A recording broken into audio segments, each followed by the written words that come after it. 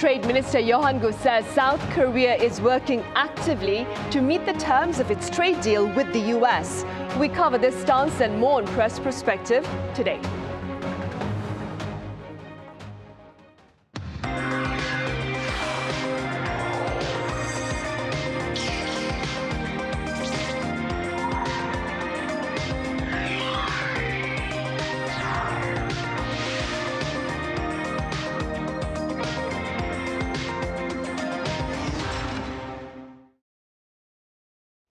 Hello and welcome to yet another edition of Press Perspective for this Thursday, February 5th here in Seoul. I'm Min Sunhee. Efforts continue to reverse the threat of higher U.S. tariffs on South Korea. For more on this, I have Lee Ji-hoon with Reuters here in the studio. Ji-hoon, it's been such a long time. Welcome back to the studio. Glad to be here again. I also have Professor Kim Young-Jin at Sogang University live on the line. Professor Kim, as always, it's a pleasure to have you with us. Thank you for having me. I'm pleasure to be here. Right. We shall start here in the studio, Ji-hoon. We've been covering ongoing talks between Seoul and Washington since last week with regard to tariffs, of course. Now, in the most recent exchange, we had Foreign Minister Cho Hyun sitting down with his U.S. counterpart, Marco Rubio, in Washington, D.C. What was shared about that meeting? Yep. This week, Foreign Minister Cho Hyun met with U.S. Secretary of State Marco Rubio to discuss trade talks. And his ministry said they discussed various issues, including nuclear energy, nuclear submarine, and shipbuilding. The issues of nuclear submarine and shipbuilding were not so new because they have been discussed since the last summit between President Lee Jae-myung and President Trump. But the issue of nuclear energy was quite interesting to be mentioned at the meeting between Cho and Rubio. It was interesting because when we interviewed Finance Minister Ko Yoon-chul last month, he said there has not been any decision on specific projects for the investment fund, but he also noted that there is a possibility a nuclear power plant might be the first project for South Korea's U.S. investment fund. South Korean media also reported this week that the United States proposed building a nuclear power plant in the United States for South Korea's first project when Industry Minister Kim Young-Jin and his U.S. counterpart Howard Lutnick met last week. Trade Minister Cho Hyun also visited the United States recently to discuss tariffs. And when he returned today, he said South Korea will quickly implement the trade deal so that the United States does not have to take necessary steps to actually raise tariffs on South Korea back to 25%. Last week, Presidential Policy Secretary Kim Yong-bum said there will be meaningful progress in implementing the trade deal this month because Parliament will start to review a bill on U.S. investment. Yesterday, South Korea's parliament agreed to set up a special committee to discuss and review and pass the bill. And they agreed to pass the bill by no later than March 9th. Right, next month then, March 9th. In the meantime, Professor Kim, Mr. Trump recently lowered U.S. tariffs on India to 18%. Could you give us some context behind this particular decision and the lesson that perhaps South Korea can take away from it? Yeah, that sounds kind of certain, right? And it's very, very volatile. Anyway, it's kind of interesting to see, what happens with Trump. Mr. Trump, cut the U.S. tariff on India from 50% to 18% after months of very tough and tense negotiations. Let me, give you some background. The process began in April 2025, just like all other countries, when Trump imposed a 25% reciprocal tariff, then escalated to 50% in August 2025 as punishment for India's Russian oil purchases. Despite Trump's multiple deadlines and threats, India refused to rush. That's very smart, Maintaining its tortoise strategy was called patience resistant. Why, talks stalled, India signed, 5 major trade deals, including landmark, EU agreement, reducing U.S. market dependency. Commerce Minister Goyal declared India wouldn't negotiate with a gun to our head. Finally, in February 2026, India agreed to stop buying Russian oil and commit 500 billion US dollar purchase in the US, securing the 18% tariff rate. South Korea need to learn a lot, from Indian negotiations. First, patience beat panic in Trump negotiations, right? That's first one. And second, diversifying trade partner like EU, right? Strengthening bargaining power.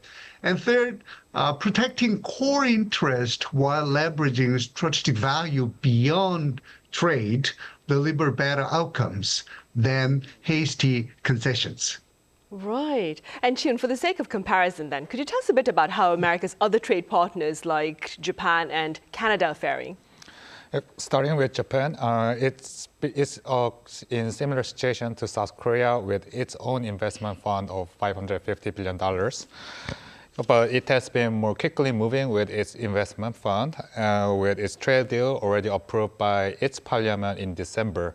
And Japanese government is already in consultation with the United States for selecting investment projects. According to our report from Tokyo last week, Japan's first project is likely to be building a synthetic diamond plant in the United States, which will help deepen their cooperation on chip and precision manufacturing. The plan is likely to be officially announced in March when Japan's Prime Minister Takaishi is expected to visit the United States. Having said that, when it comes to Canada, it is deepening ties with China by seeking a trade deal. Last month, when Canadian Prime Minister Carney visited China for the first time since 2017, the two countries reached an initial trade agreement lowering tariffs on electric vehicles. And it seems the trade deal is somewhat upsetting President Trump because President Trump said the United States will respond very substantially if Canada proceeds with the trade deal with China. He threatened to impose 100% tariffs and saying the trade deal between Canada and China will help China take over Canada. Professor Kim, I wonder, staying with Mr. Trump's trade campaign style, how does his unpredictability look to affect South Korean businesses in the foreseeable future, do you think? Yeah, I mean, I'll discuss later on, what's the investors' perspective about this. But basically, for the business, it's really, really tough. Trump tariff policy, unpredictable tariff policy, throw very, very serious planning challenges for Korean businesses, right? And when Korean businesses thought the trade deal was done after the investment pledge of 350 billion US dollars, Trump suddenly had threatened 25% tariff again in this month over legislative delays. This, whiplash diplomacy make long-term investment decisions almost impossible. And the automotive sector faces maximum exposure. Hyundai Motor Group could face a 8.4 trillion won, or about $6 billion US dollars in additional tariff cost if 25 rate return, and it will mean that 18% profit loss. And the semiconductor remains strategically important, but the Commerce Secretary Lutnick warned of 100% tariff for chip makers not investing sufficiently in the U.S. Beyond immediate cost, prolonged uncertainty risk industrial hollowing out as companies shift production abroad. And Korea's 2025 GDP grew only 1%. its weakest since 2020. Businesses face, impossible calculation. Think about it. Invest billions in U.S. Facilities while tariff rules change every month.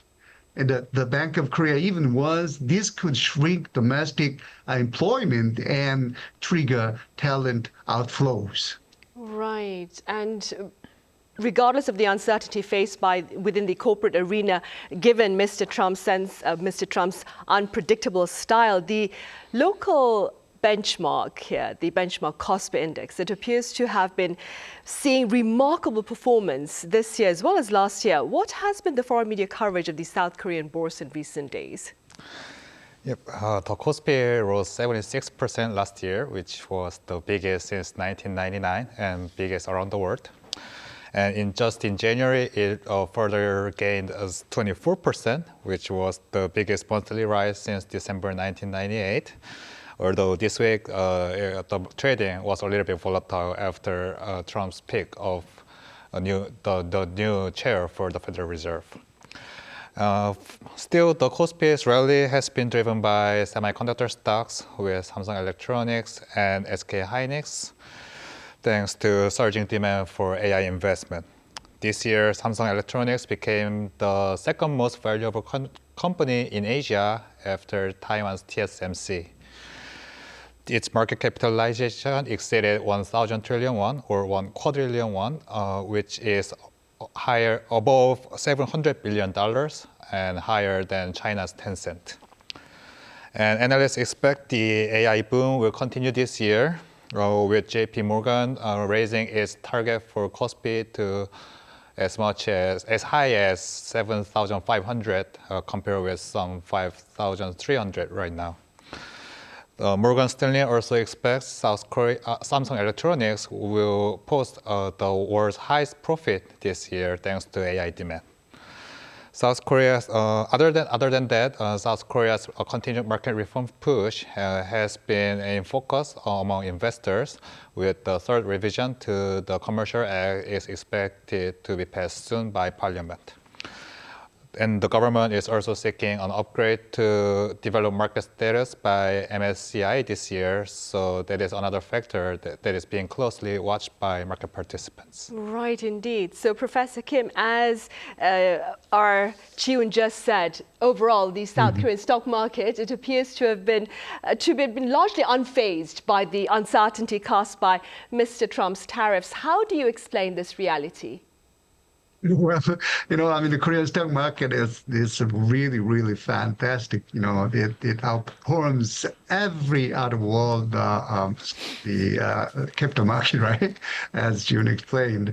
I think, Korean investors are very, very smart to, adapt to this kind of Mr. Trump draft.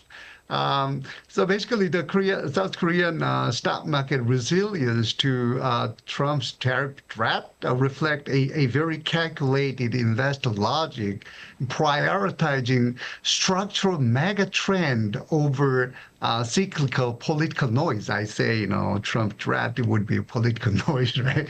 When Trump threatened 25% of tariff on January 27, this month, right? Kospi initially dipped 1.19%, but closed up 2.73%, with Samsung rising 4.87% and SK Hynix surging 8.7%. Investors immediately bought the dip, viewing tariff as temporary negotiating theater rather than permanent damage. The confidence stems from four core investor calculations. First of all, the AI semiconductor super cycle fundamentally outweighs tariff concerns. Samsung and SK Hynix comprising 33% comprise 33% of Kospi, and they are riding unprecedented AI infrastructure demand, with operating profits expected to exceed 75 billion US dollars in 2026. And memory chip prices, up 50%. Critically, semiconductors remain largely exempt from tariff, because they are strategically vital to U.S. National security. Secondly, the very important part is the valuations of Korean stock market remains very compelling. Despite the rally, Kospi trade at just 10 times forward earnings versus 31 times for the S&P 500, offering 50 to 70% upside as the Korea discount narrows, providing massive margin of safety even if the tariff create 10 to 15% headwind. Thirdly, investors have pattern recognized, Trump cycle, threat escalation, negotiation signals, and eventual deals. After experiencing this sequence multiple times since April 2025, markets learned how to deal with this threat. This is just like a tactical leverage, not final policy. What analysts call tariff hike market noise, like I mentioned, this is, legislative approval is merely a matter of time. Finally, the asymmetric risk-reward favor buyings. If Supreme Court of U.S. strike down the tariff or negotiations succeed, significant upside follows. If the tariff stick, damage is very limited since already, partially priced in and chip makers are protected. All right, so we should be looking ahead then to the ruling by the Supreme Court with regard to the legality of Mr. Trump's tariffs. In the meantime, June findings for the month of January show that South Korea's exports posted their fastest pace of growth in over 4 years. Could you tell us a bit more about this? In January, exports rose 33.9%, which was higher than market expectation of 29.9% and the fastest in more than 4 years. It was thanks to strong demand for AI servers because semiconductor exports more than doubled over the year. By destination, exports to China rose nearly 50%, while those to the United States rose 30%. When we read this data, however, we need to be cautious about calendar effects because there were more working days in January because of the difference in timing of the Lunar New Year holidays. Still, analysts expect semiconductor exports will remain strong throughout the year, thanks to robust AI demand, which the government cites for its upgrade of this year's economic forecast to 2.0% from 1.8%. The Bank of Korea also said last week there was upside risk to its forecast of 1.8% for this year, also citing strong demand for semiconductor exports. Right. Professor Kim, both the South Korean stock markets and, of course, our exports overseas are driven by AI-related demand. Do you suppose this is a cause for some concern? Absolutely, yes. Basically, that concentration might be a luck or might be a danger. So South Korea's dual AI dependency poses very serious concentration risk.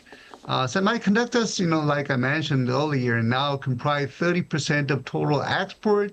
And while Samsung and SK Hynix command 40% of Kospi market capitalization, this creates dangerous single point failure. Both economic pillars depend on narrow AI infrastructure demand from a handful of U.S. cloud providers buying HBM chips. When chip cycle inevitably turns, whether from AI bubble burst or geopolitical disruptions or Chinese competition, the impact will catastrophic across export, stock, fiscal revenues, and currency simultaneously. The concentration breed acute polarization at the moment in South Korea. South Korea exhibit a K-shaped economy, and semiconductor giant post record high profit while non-chip manufacturing shows negative growth. And excluding semiconductors, 2025 growth were merely 1.4 versus headline 1%. For the fourth quarter of 2025, contracted, minus 0.3%, despite chip boom. This create, two-tier society. Semiconductor workers enjoy high wages and stock wealth, while SME employees and service workers and non-tech, youth face stagnation. Steel, machineries, and traditional industries struggle for capital and talent as the raw resource, flow to chips. Even the structural risk resembles resource curse economies. Government committed $518 billion to semiconductor strategy, trying tying this will tie fiscal health to volatile cycle. During boom, tax revenue surge and subsidies flow.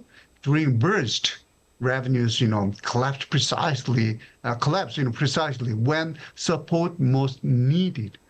This will create pro-cyclical policy trap. I see, and hence the concern then. Moving forward, Chi-hoon, you recently did an exclusive piece on South Korea's plans for dollar bond issuance for its pension fund this year. Could you tell us a bit about your coverage? Yep. We just had an opportunity to interview the Vice Welfare Minister, who is among top policymakers in charge of pension fund policies. She said the National Pension Service, which is the world's third largest public pension fund, is studying ways to diversify dollar financing methods for its growing overseas investment, and issuing dollar bonds could be one of the options. There will be a major change to the foreign exchange market because the pension fund is a major market player, raising dollar demand with its increasing investment overseas. If the pension fund can issue dollar bonds, it doesn't have to buy dollars in the onshore foreign exchange market, which will help stabilize the won currency. The dollar-won exchange rate is still hovering around 1460 per dollar, despite President Lee's comment that it will fall to 1400 within a month or two. But if the pension fund's dollar bond plan comes in within this year, that will help policymakers' efforts to stabilize the market, along with other policy measures rolled out since late last year. Right. As an observer then, Professor Kim, how do you respond to these government efforts to ease the weakening South Korean currency, very briefly speaking? Well, as a matter of fact, Korea, in terms of absolute reserve, Korea is, world ninth largest. The problem is there is a little bit structural vulnerability, right? And so safety assessment is conditionally positive.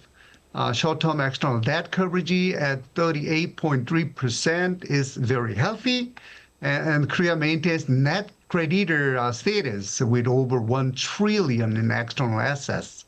However, reserve to GDP ratio of 22.2% is alarmingly low. It is 1/3 of Taiwan's 73% and below Japan 30.6%. More critically, Korea has fallen below IMF's assessing reserve adequacy's what is called ARA standard for 3 consecutive years. With currency reserves 100 to 300 billion, short of recommended 520 to 700 billion threshold. Immediate, crisis risk is very low, but safety margin is thin and shrinking. So what about the National Pension Service's proposed foreign currency bond issuance? I think there'll be very limited effectiveness.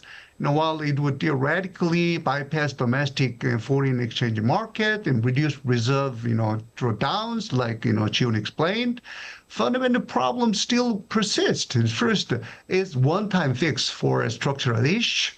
And the MPS, overseas investment will continue to growing, and that requires a perpetual bond issuance, and that accumulations, that's not good. Secondly, it signals may weakness to the market, potentially inviting speculative attack rather than deterring them. Thirdly, it creates currency risk if one depreciated, think about that, it is very dangerous. If one depreciate further by maturity, repayment cost surge. So basically, I think the current foreign exchange swap arrangement would be okay. It's actually superior. No debt increases, temporary reserve impact reverses at maturity, and less negative market signaling. Right, so there's quite a bit to think about then. All right, Professor Kim, I'm afraid that's all the time we have for this discussion, but as always, thank you very much for your insights today. My pleasure. Thanks for having me.